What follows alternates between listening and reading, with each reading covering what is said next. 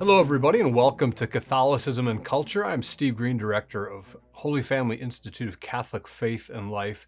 Today, I want to talk about atheism and the concept of the supreme being, with an underlying point having to do with the allegation that atheists have often made online and in their books and presentations about the arrogance of the Christian worldview, thinking that man, the human person, is specially created by God, and that the earth is especially created for man, and that perhaps even the universe is specially created for the earth. In other words, the idea that man is kind of the capstone or the crown of creation. So if you follow the new atheists and their many kind of B-level stunt doubles and their various and sundry followers and disciples around the internet or in any kind of public forum, you'll often hear this accusation leveled at Christians. The accusation is essentially that arrogance is sort of inherent in the Christian worldview because, of course, the Christian worldview alleges that at creation, God creates the universe, stars, sun, moon, etc. The earth populates the earth with living things, plants and trees and flowers and fruit and whatnot. And then, of course, birds, fish, land animals. And then he culminates the work of creation. He crowns creation with man, with the human person, male and female, created in his image and likeness. And that the whole point of this work of creation is the human person, that we're sort of the reason, the final cause, the end or the goal or the purpose. So atheists kind of look at that and they say, well, this is ludicrous, it's absurd, and really it's quite arrogant, because now that we have the aid of modern science and we can see down into the depths of things with microscopes and we can look out into the far reaches of the universe with telescopes, we realize increasingly that we are nothing, we're insignificant, we're little specks of stardust in the vast sweep of space and time. The earth and its inhabitants are an afterthought. They're a nothing. They're a little cosmic accident that just happened to pop into being. And even in terms of the earth itself, human beings are just one species among many. We're simply the leading edge of evolution, but it's a process that's ongoing and will no doubt surpass us soon enough.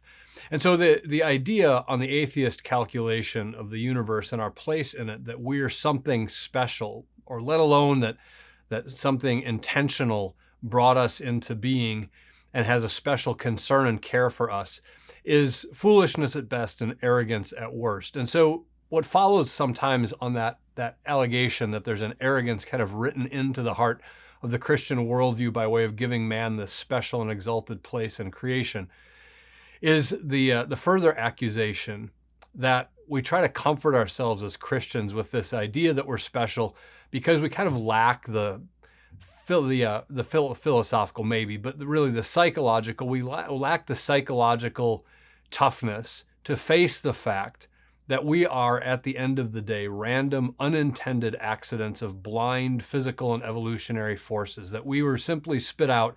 And as atheists are very fond of saying, when you came into existence, when we came into existence as a species, the universe didn't notice, the universe doesn't care. So I can see where, from an atheist perspective, if you really were convinced that the universe somehow popped into existence, we'll get back to you on that, whether we're going to go with multiverse or some other sort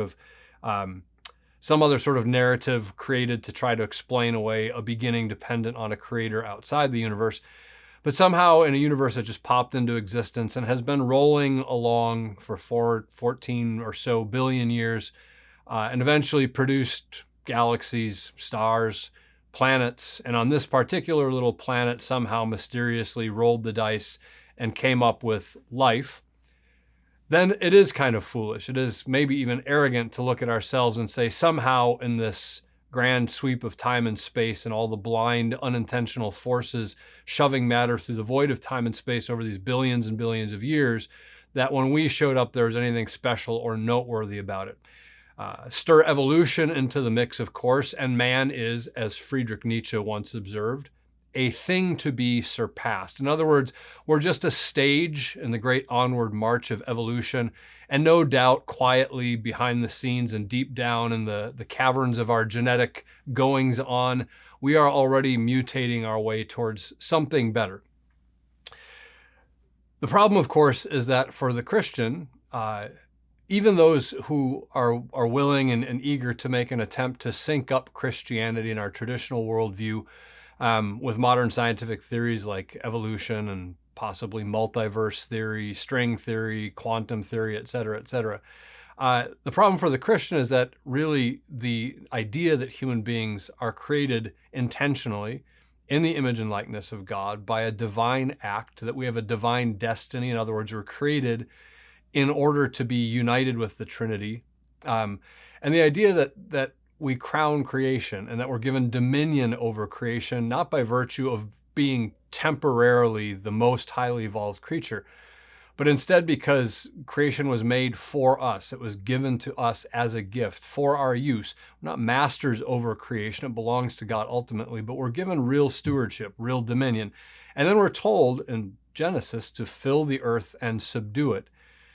So it becomes very difficult to hold on to our traditional understanding of the human person, our traditional Christian anthropology, without having some sense of having been specially intended, specially created, and given a special position, at least on this planet. Now, I guess what occurs to me are a couple things. First of all, if someone understands the Christian tradition and the Christian understanding of the human person well, it's not a cause for arrogance. It's not a cause for thinking ourselves high and mighty and gee, aren't we super special and better than everyone and everything.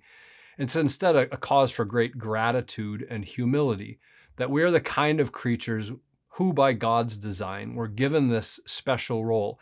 It's not anything we deserve. It's not anything that's owing to us. It is instead a true and gratuitous gift of the love of God that he would create creatures like ourselves who are capable not only of knowing ourselves, not only capable of knowing the universe around us and the world around us, but of knowing the God who made it.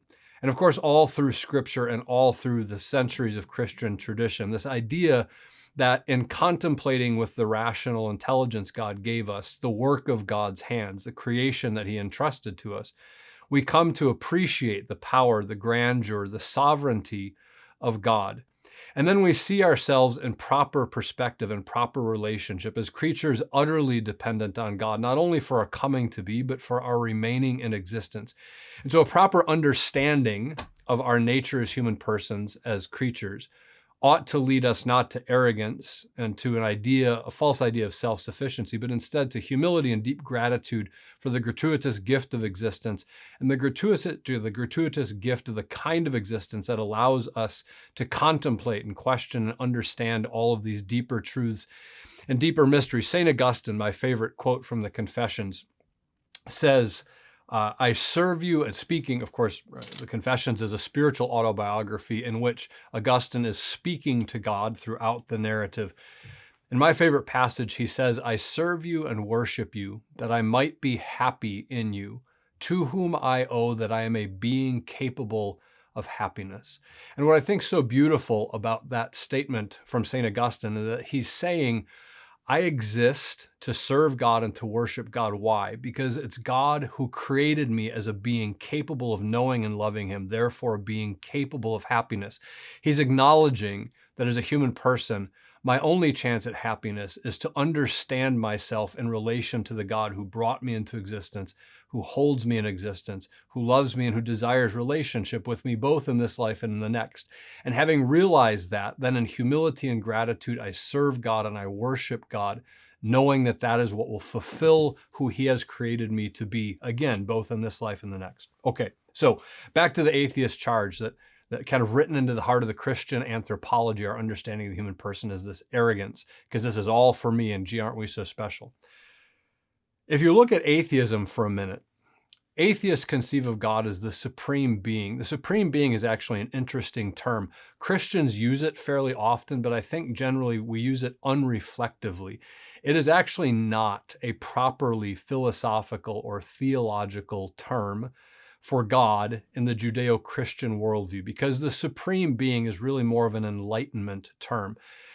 And it's the idea that God is exactly that. He is the supreme being, the greatest, the wisest, the strongest, the most powerful, the most all-knowing. And so you can kind of hitch some of the traditional Christian descriptions of God, like omniscient, omnipotent, omnipresent, all-knowing, all-powerful, ever-present. You can kind of attach those descriptors to this supreme being version of God, but the fundamental mistake there is that in the Judeo-Christian tradition, we have never conceived of God as the supreme being. Rather, especially in the Christian tradition, in the Catholic tradition, we understand God by way of his own revelation as being itself. The revelation that comes to us through scripture and tradition in the Catholic Church is that God is, in fact, the ground and source of all other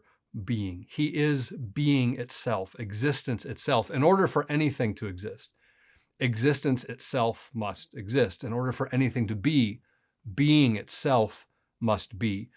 And so we say in this being, this existence, we call God. And it turns out that existence itself, being itself, is personal, not just some abstract random force with the capacity to cobble things together, but instead a personal God with intention, with knowledge, with will, who can love.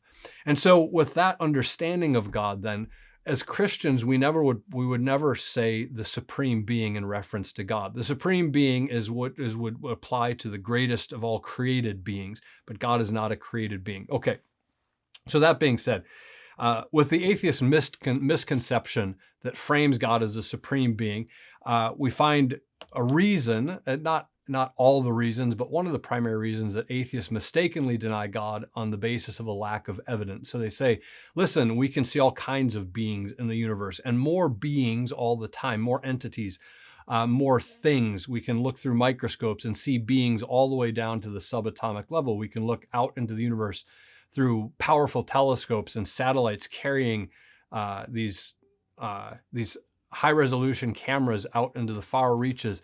And so we see all kinds of beings, galaxies and planets and supernovas and stars, etc. And there is no evidence of this alleged supreme being. We've looked. Of course, that's based on this misconception that God is another being among many, simply the greatest, largest, biggest, strongest, wisest. That's not the Christian God. I would also deny the existence of the supreme being version of God. But to the point of the arrogance inherent in a worldview or a thought system or conception of the human person, I would return the challenge. I would hit the ball back over the net at the atheist who says that at the heart of the Christian understanding of the human person is this deep arrogance of thinking that we're special and intended. And I would say to the atheist, having denied the existence of God, having rejected the existence of the supreme being, look around. What being remains to sit on the throne of the supreme being in the absence of an almighty eternal creator God? The answer is obvious. Me. In the absence of God, I become the supreme being. Man becomes the supreme being. The human person becomes the supreme being. With all that that implies, we become the arbiter of truth. We become our own little moral universes. We self-define. We determine our own identity and nature. We decide what is right and good for our fellow man. We evaluate the value of our fellow human beings. We see this all throughout our culture. In other words, in the absence of the true God, the living God, man becomes God. We are elevated by default to the throne, to the title supreme being, and then we get to decide and define reality for ourselves. This, of course, is a monster-making ideology, and we see that throughout culture and throughout history as well. Wherever man exalts himself into God's place, he ends up destroying his fellow man. He ends up preying on the weak and the vulnerable. He ends up arrogating to himself powers. He ends up reworking morality to accommodate his whims and his desires and his base and animal passions. This is nothing new. This is a narrative that's run through all of human history. And so if it comes to a question of which worldview is ultimately more arrogant, I would argue that it's clearly the atheist worldview. No Christian puts himself in the position of God. No Christian claims to be the ultimate intellect, the ultimate power, the ultimate and final wisdom. No Christian, if they're a sincere Christian, ever confuses him or herself with being the supreme being. Instead, we kneel, we bow, in humble gratitude to the God who made us, who loves us, who brought us into existence, and holds us in existence. So in terms of atheism and the supreme being, my argument and my rebuttal to the atheist charge of Christian arrogance is that atheist arrogance far outstrips Christian arrogance. And that if you're looking for a worldview where arrogance is inherent, look at the atheist worldview, where in the absence of God, I become the supreme being. Thanks as always for watching. Please feel free to share, subscribe, and like. Helps us grow the channel. And we'll look forward to seeing you in future videos. God bless.